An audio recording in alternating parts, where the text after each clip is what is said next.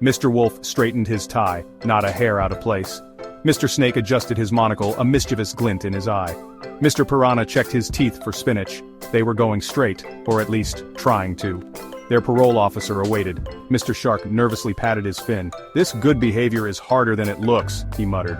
Mr. Tarantula, ever the brains of the operation, tapped his 8 legs impatiently. "Come on, slowpokes, let's get this over with." First on their list to becoming good guys, getting their car back from the impound lot. Simple, right? Wrong. Who knew paperwork could be so confusing? Whined Mr. Shark. Mr. Snake hissed. "And who designed this place? It's a maze!" They finally found their beloved car only to realize they needed a key. Mr. Piranha, in a moment of sheer brilliance, or maybe just hunger, chomped the ignition. The car sputtered, coughed, and then roared to life. They were in business. Their celebratory joyride was short-lived. A wrong turn led them straight into a flock of chickens crossing the road. "Chickens? Seriously?" groaned Mr. Wolf, swerving to avoid a feathery projectile. The car lurched, hit a bump, and then, boom! They were covered in feathers, dust, and one very angry-looking rooster.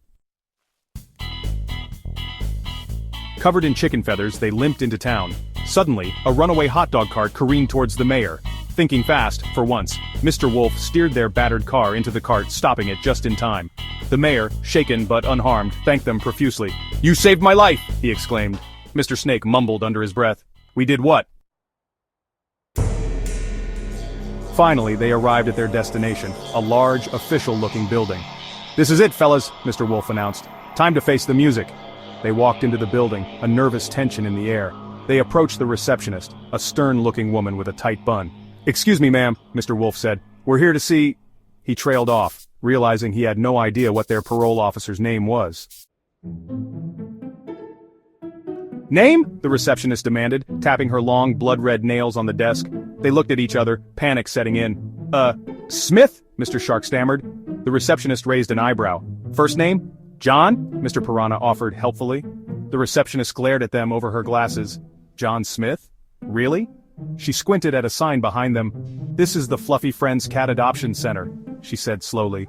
"Are you here to adopt a cat, gentlemen?"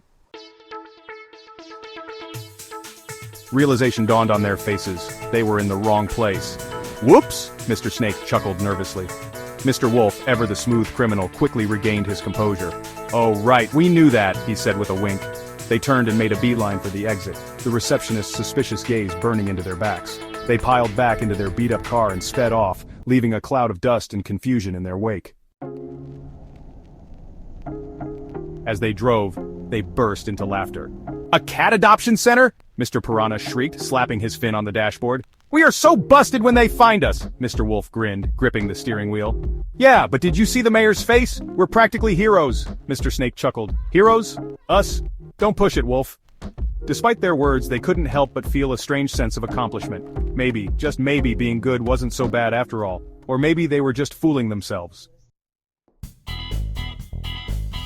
The sun began to set, casting long shadows across the road. The bad guys, battered, bruised, and covered in chicken feathers, sped off into the horizon. Their journey to becoming good guys was proving to be a bumpy ride.